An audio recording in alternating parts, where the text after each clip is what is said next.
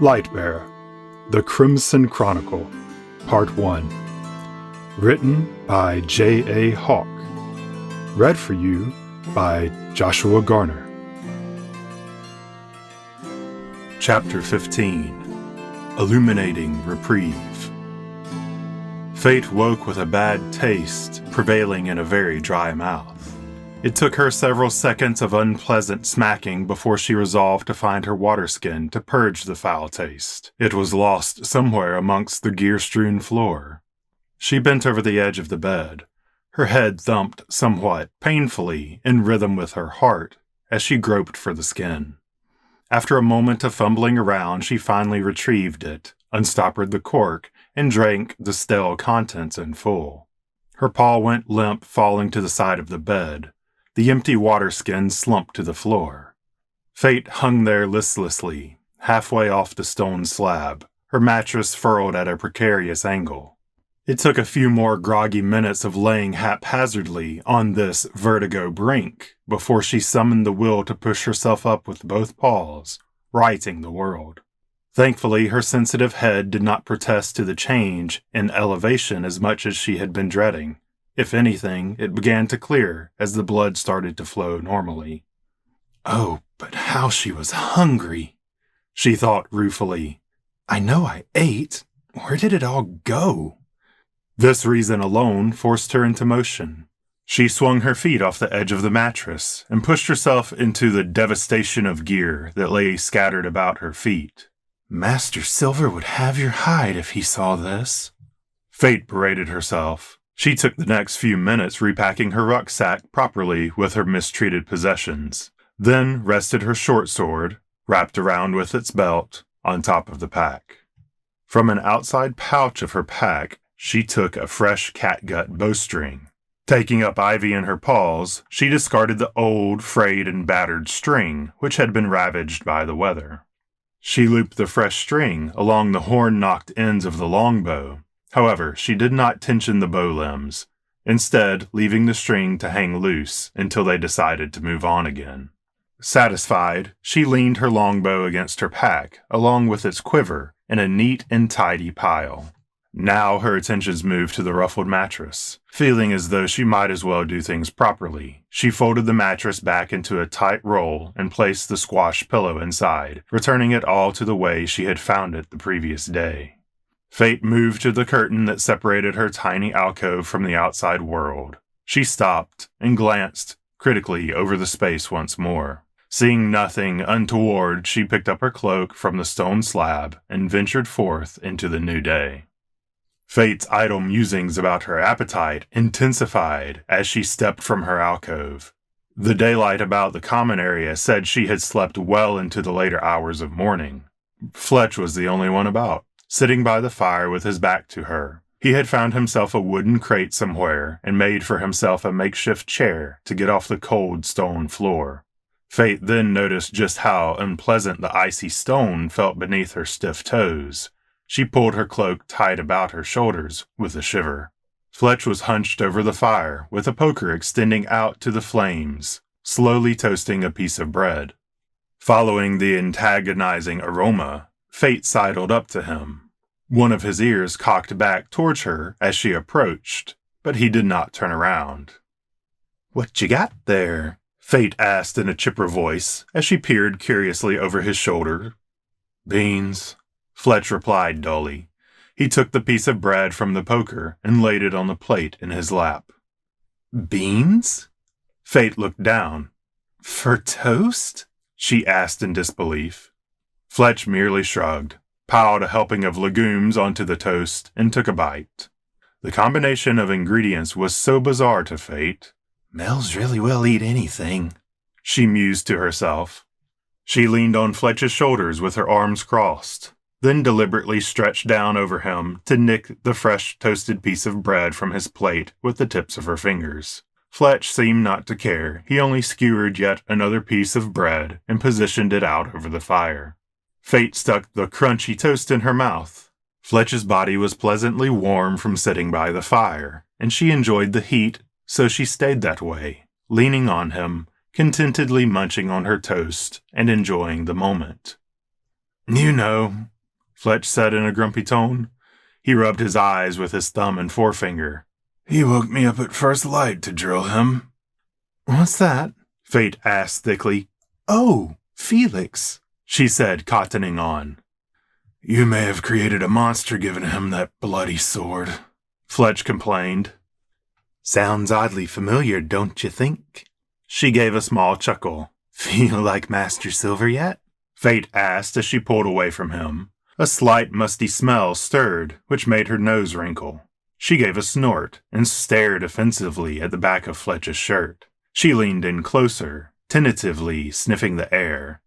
No, Fletch smelled like pine nettles, she realized for the first time. She touched the collar of her own shirt with trepidation and a little disgust. She remembered the promise to herself from the previous night and made up her mind. However, she thought, looking down at Fletch, as long as she was already going... Fate knew she would have to be quick. She placed the piece of toast carefully between her teeth. She carefully reached out, then yanked the tail of Fletch's shirt from his trousers with a sharp tug. Fate had the shirt halfway over his head by the time he started to resist or even realize what was happening. Hey, come on. What are you doing? Fletch griped. Give it over, Fate said, muffled by her toast, all the while pulling intensely. Get her off, Fletch argued from the depths of the shirt. I'm sort of wearing it, if you hadn't noticed. Fletch struggled. A slight tug-of-war ensued, but Fate got the better of him, as he was already disadvantaged with his arms pinned by the garment. Fate kept pulling, and she felt Fletch eventually give up. First, one dark tufted ear sprung forth, followed by a thoroughly annoyed muzzle, then the second ear. Fletch stared forward with glazed eyes, his paw hanging limply, suspended in the air by the cuff of his shirt. He gave a harmless, if somewhat annoyed, growl in the back of his throat. He was being deliberately unhelpful, but Fate gave one last tug, and the prize was hers. Fletch let out a long sigh. I'm perfectly... he started to say in an argumentative tone, but he was subsequently cut off as Fate dumped her cloak onto his head, plunging him into silence. No need, Master Fletch, Fate said cheerily, putting emphasis on the word. I'll just assume whatever you were going to say was devilishly clever. Considering that Fletch had fixed 2 meals for Fate, she felt this could be a just repayment. First, she headed for each of their alcoves and pilfered them of as many clothes as she could carry. Then she paused at the pantry to scoop up a bar of soap into her pocket from one of the shelves. Lastly, she headed towards the velvety blue curtain that separated them from the water caverns. Fate paused and turned back, catching Fletch's eye just as he was laying down next to the fire, tucking her cloak tightly around himself.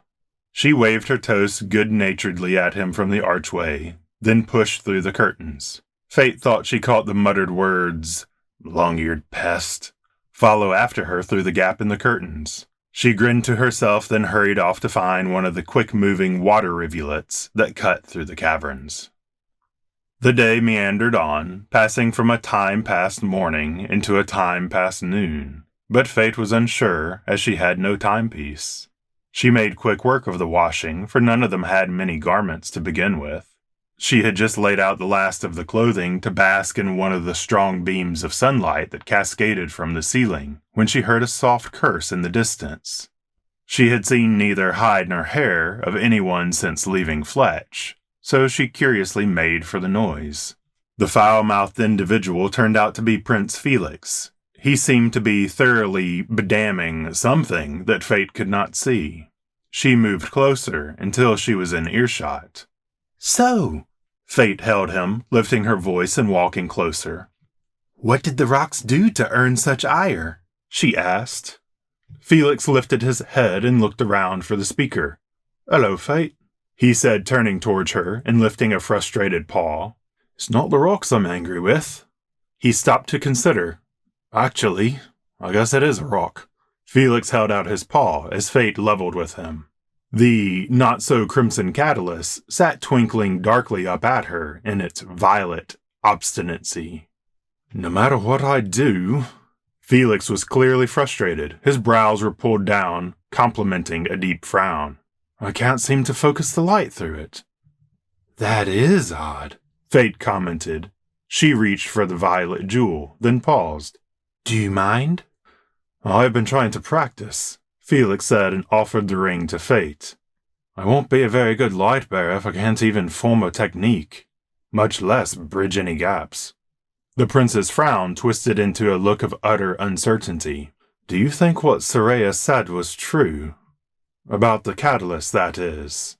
Could it really be an ancient Drakion? I don't know, Fate said, taking the crimson catalyst from Felix. I wouldn't rule it out. There are few certainties in this life. Fate studied the ring, holding it carefully and twisting it between her fingers. Usually, the quicker you adapt, the longer you live. Perhaps this is just one of those times. Fate drew upon the light, gathered it about her, and she recognized the same strange feeling she had felt the day before, a tingling that crept across the back of her neck. She focused the light down into the crimson catalyst, ready to direct it. However, the jewel kept drinking in the flow of energy like a starving, ravenous creature. No matter how hard she tried to condense the light and direct it to her will, it refused and only sank further into a fathomless void. Fate stopped drawing upon the light and let it dissipate. Well, Fate said in a vexed tone, apparently you're not the only one busted. She held the crimson catalyst back out to Felix. I couldn't form a technique with it either. Felix slowly plucked the ring from Fate's outstretched paw. What should we do? He asked. Fate pulled her paws through the fur on her head, then rested them atop her crown, holding back her ears with her fingers. After a moment's contemplation, she released her ears and let her arms fall. The issue with the catalyst is beyond me, she said. But... Fate reached into a pouch at her belt and withdrew her silver bracelet that held a medium-sized lithium crystal at its center. Here, wrap this around your paw. Fate reached out and pulled Prince Felix toward her by the wrist. If you want to practice, we can use my crystal. She looped the fine silver chain around his wrist and down through the gap of his fingers. This is designed so that I can shoot my bow and have access to the lithium at the same time, Fate explained. As you probably noticed, Fletch prefers to keep his in the hilt of Swan. That sword is more a part of him than his arm is. Once we figure out what's going on with the Crimson Catalyst, I'm sure you will find the best way to utilize it as well. Fate looped the chain back onto itself and fastened it to a tiny hook next to the crystal with an equally tiny clasp. There. Now, give it another go. Fate released Felix and took a step back. Prince Felix pocketed the crimson catalyst and held his paw up. He wiggled his fingers to settle the silver chain between them and adjusted the lithium crystal so that it rested more comfortably on the back of his paw. He drew in an exasperated breath. Fate felt as Prince Felix gathered the light about him, amassing it and holding it. Hey, it works, Prince Felix said excitedly. What were you expecting? Fate said shortly. If you just spent the last 2 hours failing, Felix retorted in frustration. Right. Sorry. Fate apologized. Now you have the light gathered, condense the flow and direct it through the crystal. Felix nodded and pointed his paw towards the ground. Fate looked in the direction he was motioning and noticed for the first time a starfire sitting uncovered next to a small stream of running water. This starfire was inverted compared to the ones set upon the walls. The tear-shaped globe was held so that the pointed crystal tip faced upward. Fate looked around and noticed there were hundreds of the small, black satin-covered starfires dispersed all over the waters of Yulfron. Felix directed the unaltered flow of light into the starfire, just as Soraya had done the night before. The light began to swirl around the crystal globe in a perpetual motion, and Felix released the flow of light and allowed it to dissipate. About time, Felix exclaimed triumphantly. Fletch showed me these this morning. They remind me of water lilies in spring. Fate looked at the radiating globe reaching skyward. She could see what he meant. Entrapped within its iron framework, the crystal globe tossed leaf-like patterns of bright light onto the floor, giving it the appearance of a white flower in full bloom surrounded by water. "Let's find another one," Fate said. They had a pleasant time picking their way through the waters of Yulfron, searching for the hidden caches of starfires. This task was challenging at times, due not only to the intricate pathways of the curving architecture, which looped about as often as not, but also to the distracting nature of the formations. More than once, Fate caught herself lagging behind Felix, enthralled by a unique arrangement of water, rock, and crystal. As they walked, they spoke about lightcraft techniques, and reviewed what words of the Keeper's tongue were particularly useful. Whenever they came upon a starfire, they would uncover the globe, and Prince Felix would draw upon the light and infuse it into the shimmering sphere, each time becoming a little faster at focusing the light through Fate's lithium crystal.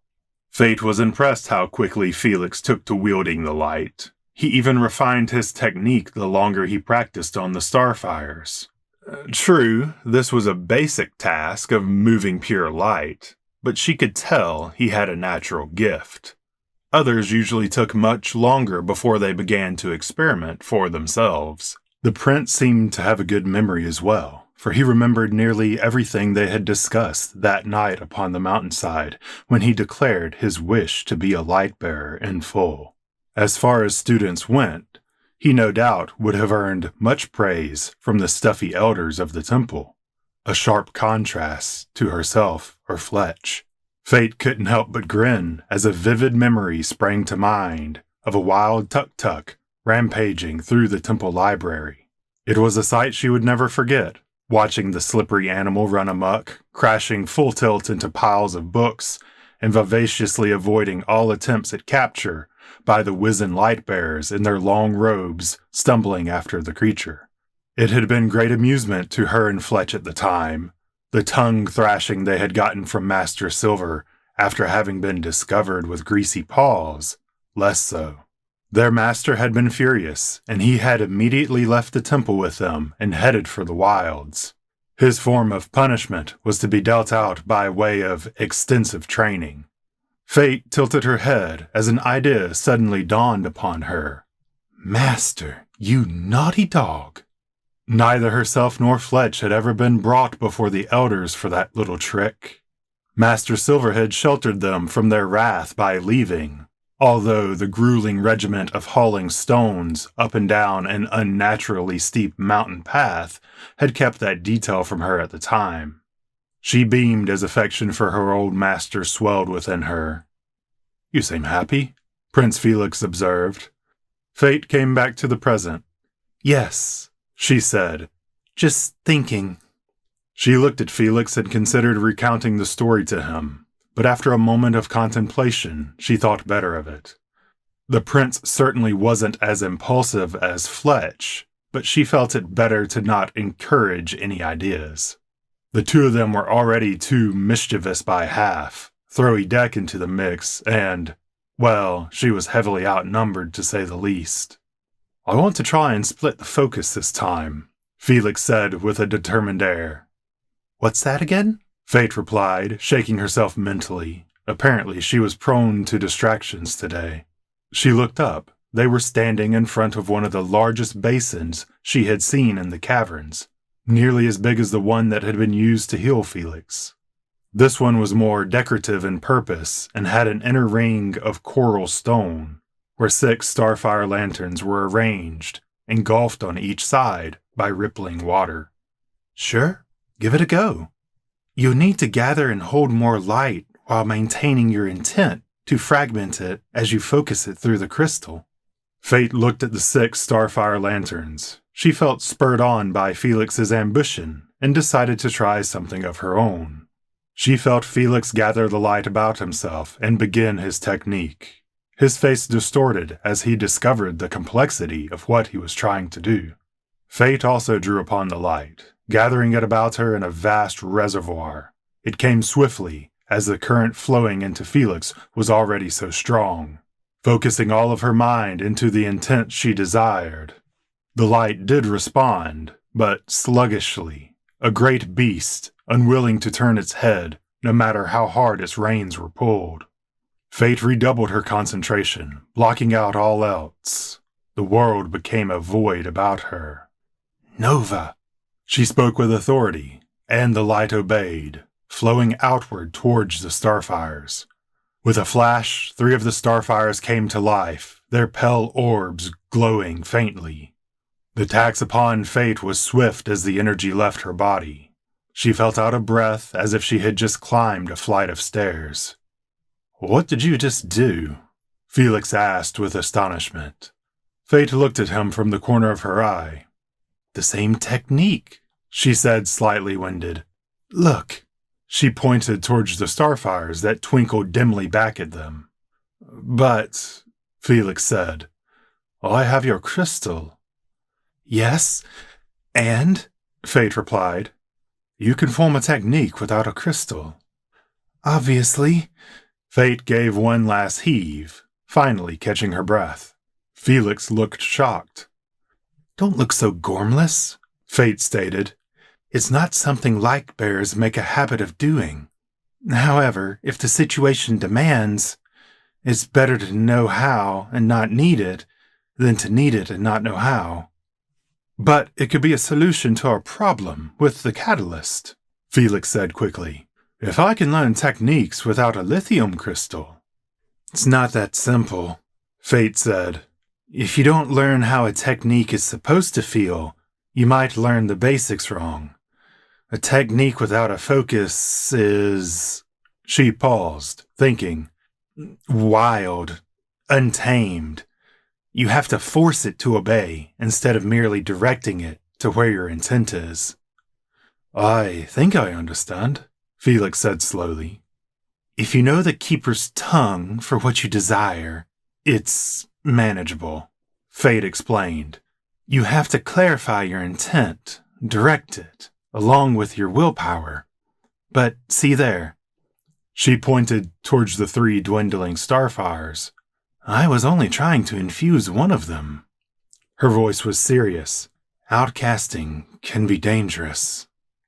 "Right," Felix said. "I'll keep that in mind." "Don't take me amiss," Fate said. "I'm not telling you to never try it. I just want you to understand the consequences of what might happen. Also, I'd very much like for you to have a little more practice under your belt." Fate placed her paws on her hips. "This was a very basic technique, one I've done hundreds of times. I knew a word of intent, but more importantly, I knew the worst that could happen." She glanced at Felix with a grin. "Although a splitting headache would sort of ruin the afternoon, so I'm glad I pulled it off." Fate looked up at the beams of sunlight that cascaded down through the caverns. "Speaking of which, I wonder what's the time?" Felix looked up as well, examining their surroundings. "I'm unsure. It's hard to tell in here." "We've been at this for a while now," Fate replied. "What say we finish up here and head back? I wouldn't say no to a warming drink if I could find it." "Finish up?" Prince Felix asked. "Yes." Fate pointed towards the unlit starfires. "It wouldn't do to leave a job half-finished." Fate crossed her arms, observing him. Her voice took on a stern cadence of a teacher. "I want you to split your focus again and light 2 of them at the same time, and while you're at it, polish up the ones that are only half lit." She thumped her foot on the ground impatiently. "Well, get to it. We're burning daylight," she said, trying hard to mimic the way Master Silver had inspired her so many times before. Felix did as he was told, gathered the light to himself, and split it between 2 of the awaiting starfires. On his 3rd attempt to split the light, he lost focus, and the technique failed him, dissipating back into their surroundings. "Blast! I lost it," Felix said disappointedly. His breathing had become labored by the effort. "It's okay," Fate said. "You've already accomplished a great deal today. Do the last one normal, and we'll head back." "But," Felix panted, No buts. Fate was stern again. Finish what you started. Felix groaned and lit the last of the starfires. Once he was finished, he unsnapped Fate's lithium crystal from his paw and handed it out to her. Fate nodded satisfactorily and took the bracelet from him. Good job, she said, then turned on her heel and headed back the way they had come, traversing the winding, twisting paths back towards their campsite. Fate led the way until they came to the place where she had left their washed clothes. They were now sufficiently dry. Paws out, she instructed Felix. He begrudgingly held out his arms, and Fate piled the majority of the garments upon him. She took the smaller share, and they headed back into the camp together. As they pushed their way through the archway curtain into camp, they were met by Fletch. He was still shirtless, sitting cross-legged next to the fire. He had pulled Edek's saddlebags to himself and draped Fate's cloak over them, making an impromptu workbench where he managed a leather jerkin in front of him with a rugged leather sewing needle. The thick aroma of tobacco was in the air, and a heavy cloud of white smoke lingered about the enclosed area. He looked up from his work as they approached. Perfect timing, Fletch said. He pushed up from the floor, bringing the leather jerkin with him. He walked towards Fate and held the thick shirt out to her. Fancy a trade? He asked, removing the pipe from his mouth. You fixed my armor? Fate replied with joy. She looked down and shuffled through the shirts in her arms and pulled free one of Fletch's. She laid the rest down on the saddlebags and traded her armor for the shirt. Fletch pulled the clean shirt over his head, being careful not to disturb his pipe. Fate, likewise, squeezed into her leather jerkin of armor. Once it was settled, she began to pull the leather straps to adjust the fit. Fletch put his pipe between his teeth and reached out to help, pulling the straps tight and buckling the leather together for her. How's it feel? Fletch inquired as he finished with the last strap. The fox pummeled a fist into Fate's chest. She recoiled from the expected blow, taking a step back to retain her balance. She twisted one way, then the other, bent over and tried to reach as far down as she could. Here, Fate said, indicating her stomach. It's too loose. It bulges out. I can't bend. Fate turned her back to Fletch. This one? He asked when he pulled a strap tighter. No, Fate wheezed. Too high. I can't breathe. The pressure lessened in her midriff, and then the offending section tightened as he fiddled with the armor. She pulled away from Fletch and went through her range of motions again. That did it, she said confidently. Good, Fletch replied and sat back down. He looked annoyed into the bowl of his pipe. It had gone out. He reached to retrieve a brand from the fire. Felix, go get your scabbard and bring it out here. He puffed at the flaming twig held to his pipe. I'll show you how to sew that hacked-up belt.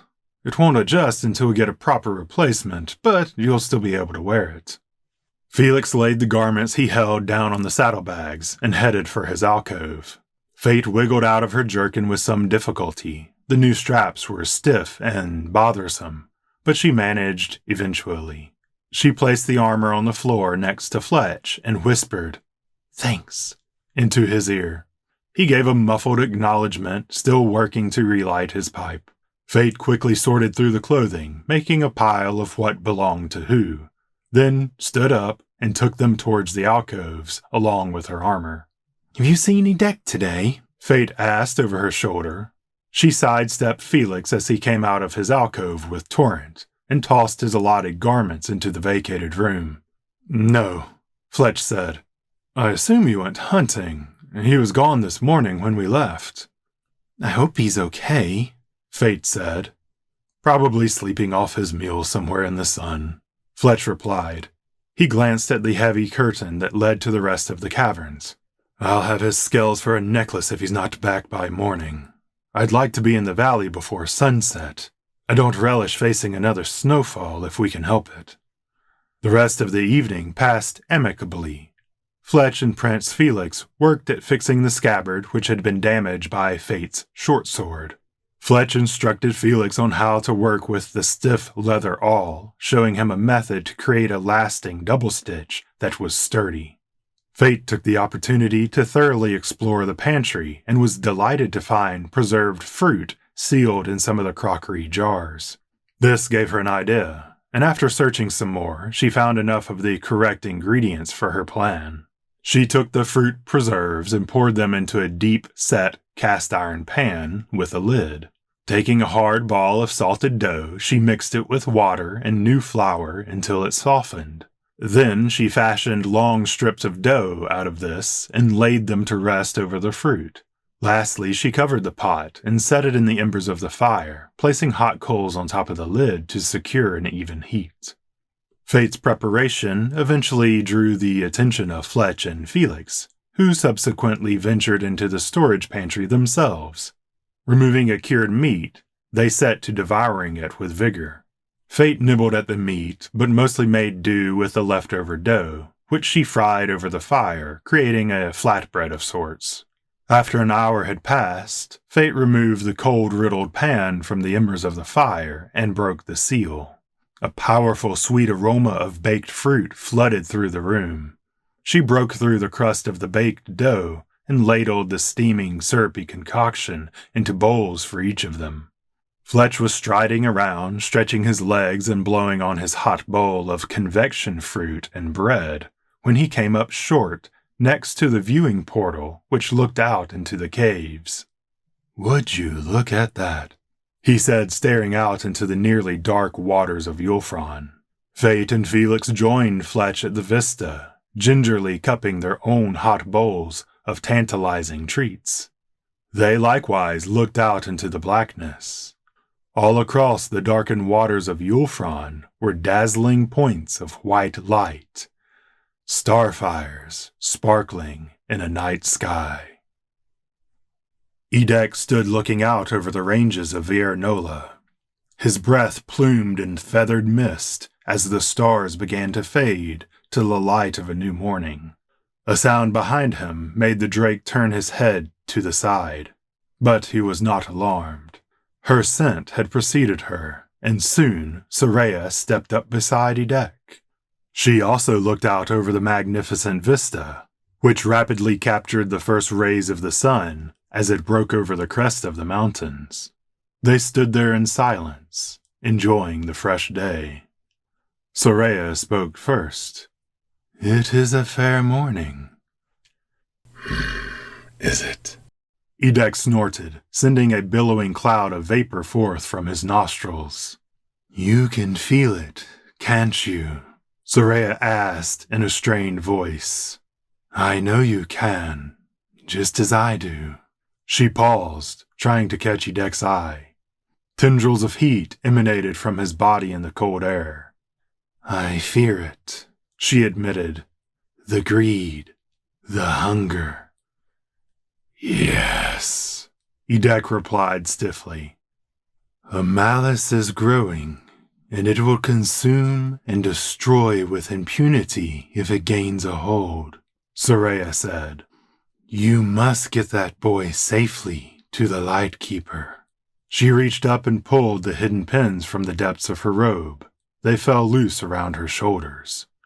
Edek's steely eye was locked on Soraya as she shifted. Her face and horns stayed similar, but her body elongated and grew in size. Her mane of silver hair flowed down the length of her body to the tip of her long tail, and she fell onto all fours. Long legs attached to a strong, muscular body of an elegant drake. She gave a shake, and her silk garments fell away completely, unraveling from around her sinuous neck. Her pearlescent scales shone twinkling as diamonds in the gathering morning light. Edek's gaze fell back to the valley below. "Why did you not show them?" he asked slowly. "Because," Soraya said, twisting her neck to look at Edek. "It is my secret to share with whom I wish." She was bigger than Edek by a small margin. "But you knew from the start, didn't you? Some burdens are better left hidden." She gave him a sharp, toothy grin. "It does make getting through doorways easier." Edek gave a grunt of amusement. "I have been sequestered for too long," Soraya said. "Your arrival has reminded me that time does not slow or stop, and the world has moved on without me. Your friends have brought questions I no longer have answers to." She gave a small sigh. They remind me so much of... A painful frown suddenly crested her muzzle, and her words faltered. "But that was long ago." The white drake took in a deep, chilled breath. "I am glad they have you. Take care of them, won't you, Edek? The bridge between the Light Keepers and the world must remain intact. They must not fall to ruin." "They won't," Edek said flatly. His coppery eyes watched the sun, unblinking. A rasping noise disturbed the still morning as Soraya deliberately slid her long, winding tail over the top of Edek's stockier one. He did not jump this time, but the gesture did draw his gaze back to Soraya. "Until we meet again, Bronze One," Soraya said, briefly locking shifting blue eyes with Edek. She held the stare for a moment. Then the white drake launched herself off the precipice of stone in a spray of swirling snow. She seemed to twist gracefully through the air, floating down upon the wind, her long body twisting like a banner caught in a gentle breeze, until she landed far below and took off at full speed. Edek watched her run, a mirage of pearls dancing among the snow until she disappeared behind the curve of the land, hidden by the jagged rocks of Viernola. The wind gusted with its icy fingers. From far below, a flash of gleaming white flickered amongst the tall evergreens, and then she was gone. Edek blinked once, snorted in frustration, then turned and went to wake his companions. Thank you for listening to this audio recording of Lightbearer by J.A. Hawk. If you enjoyed this production, consider supporting the author's work. Your support goes a long way in helping independent artists with projects like this one. Paperback copies of Lightbearer are now available for purchase through Amazon.com. And for readers who prefer a hardback version, they may be purchased through BarnesandNoble.com. Follow the links below or scan the QR code to pick up your copy of Lightbearer today.